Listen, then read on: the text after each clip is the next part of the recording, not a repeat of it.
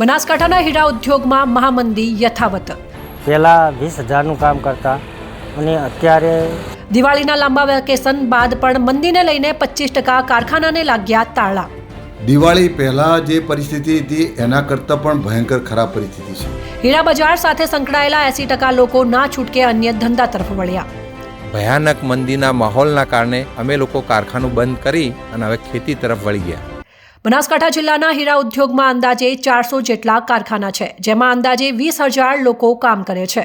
પરંતુ દિવાળી વેકેશન બાદ પણ આ ધંધામાં મંદીનું ગ્રહણ યથાવત જ રહ્યું છે, જેના કારણે રત્ન કલાકારો સહિત હીરા બજાર સાથે સંકળાયેલા લોકો મુશ્કેલીમાં મુકાયા છે। ગુજરાતમાં હીરા ઉદ્યોગ મોટો ઉદ્યોગ છે। હીરા ઉદ્યોગનું મોટું ટર્નઓવર છે। બનાસકાંઠામાં પણ પાલનપુર, ડીસા, ધાનેરા, થરાદ સહિત ગ્રામીણ વિસ્તારોમાં નાના મોટા અનેક કારખાના આવેલા છે, પણ હીરા બજાર છેલ્લા ઘણા સમયથી મંદીને લઈને ચમક ગુમાવી બેઠું છે। બનાસકાંઠા જિલ્લામાં દિવાળી પહેલા 600ની આસપાસ કારખાના હતા, પરંતુ દિવાળી બાદ પણ મંદીના વમાર વચ્ચે હવે માત્ર 400 કારખાના ચાલુ રહ્યા છે, જેમાં અંદાજે 20,000 કારીગરો કામ કરે છે। પરંતુ દિવાળીના વેકેશનની લાંબી રજાઓ બાદ પણ મંદીનું ગ્રહણ યથાવત રહેતા રત્ન કલાકારો સહિત હીરા બજાર સાથે સંકળાયેલા લોકો મુશ્કેલીમાં મુકાયા છે। જિલ્લામાં છેલ્લા 2 વર્ષથી માલ ઓછો આવવાને કારણે આ મહામંદી પ્રવર્તે છે, જેથી ના છૂટકે કારીગર, કારખાનેદાર, વેપારી, દલાલ અને હીરા બજાર સાથે સંકળાયેલા 80% લોકો અન્ય ધંધા તરફ વળ્યા છે।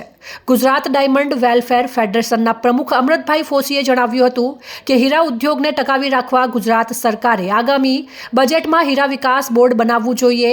જો કારખાનેદારોને ટકાવવા હશે તો તેમને લોન વ્યવસ્થા કરી આપવી પડશે, તેમજ લાઇટ બિલમાં પણ રાહત આપશે તો જ કારખાનેદાર કારીગરોને રોજગારી આપી શકે તેમ છે। બનાસકાંઠા જિલ્લાની વાત કરું તો દિવાળી પહેલાં લગભગ 500થી 600 કારખાના જેવા કાર્યરત હતા। દિવાળી પછી મારા અનુમાન પ્રમાણે 300થી 350 કારખાના ચાલુ હશે અત્યારે। એટલે ભયંકર પરિસ્થિતિ ખરાબ છે કારીગરોની। અત્યારે કારીગરોને રોજગારી માટેની ભયંકર મુશ્કેલી છે। દિવાળી વેકેશન હતું 2 મહિનાનું, બધા કારખાના ખુલ્યા છે, હાલ શું પરિસ્થિતિ છે? દિવાળી પહેલાં જે પરિસ્થિતિ હતી એના કરતાં પણ ભયંકર ખરાબ પરિસ્થિતિ છે અત્યારે। ભયંકર એટલે છેલ્લા એમ સમજો કે 50 વર્ષના ઇતિહાસમાં મેં આટલી ખરાબ પરિસ્થિતિ મેં નથી જોઈ। એટલી ભયંકર પરિસ્થિતિ ખરાબ છે અત્યારે। શું માંગ છે સરકાર પાસે?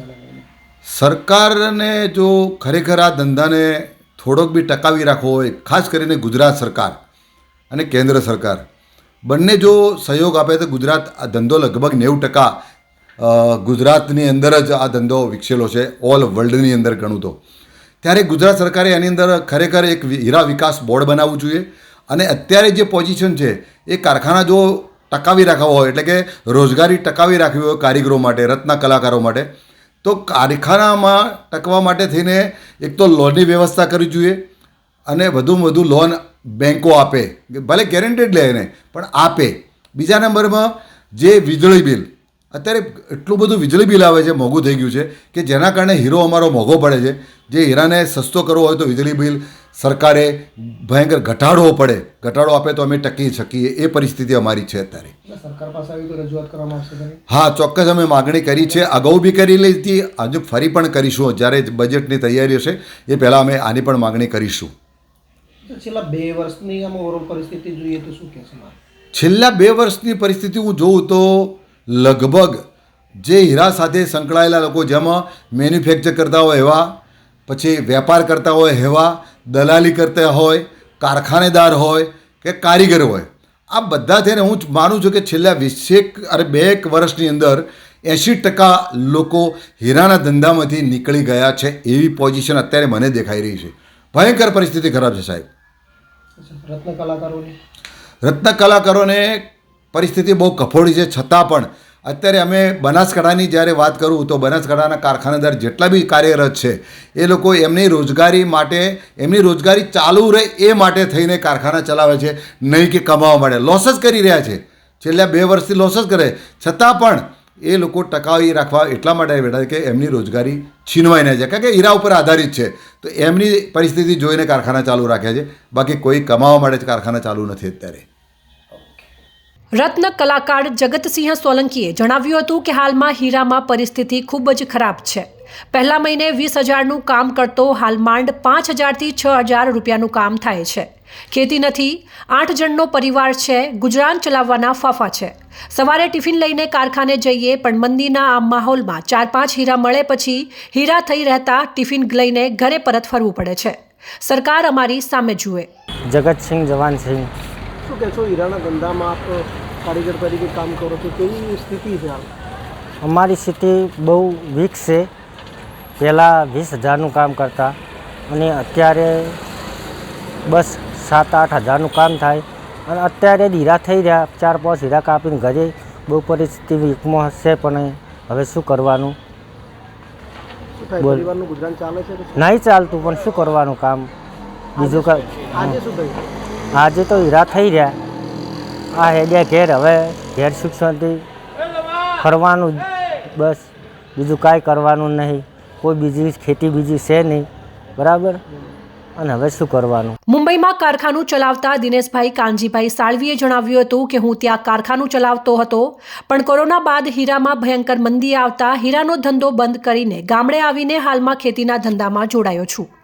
કારખાનું છોડવાનું મુખ્ય કારણ હતું કે કોરોના કાળ પછી હીરાના ધંધાની અંદર સખત મંદી આવી છે. જે અમે લોકો કારીગરોને કામ આપી શકતા નહોતા અને કદાચ જે થોડું ઘણું કામ આપતા એનું અમે ટાઈમસર એ લોકોને મજૂરી ચૂકવી ન શકતા, જેથી અમારે લોકોને ન છૂટકે આ ભયાનક મંદીના માહોલના કારણે કારખાનું અમારે બંધ કરવું પડ્યું છે.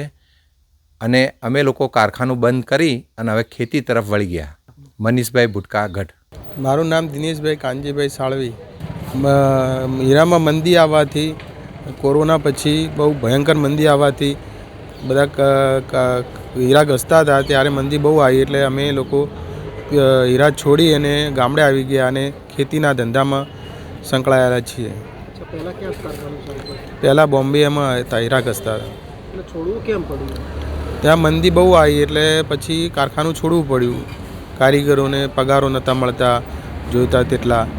પછી મંદીના કારણે બધા કારખાનાઓ બંધ થવા માંડ્યા, જગ્યાઓ ના મળતી, એના લીધે છોડવું પડ્યું. ત્યાંથી ગામડે આવીને પછી હવે ખેતીના ધંધામાં સંકળાયા છે.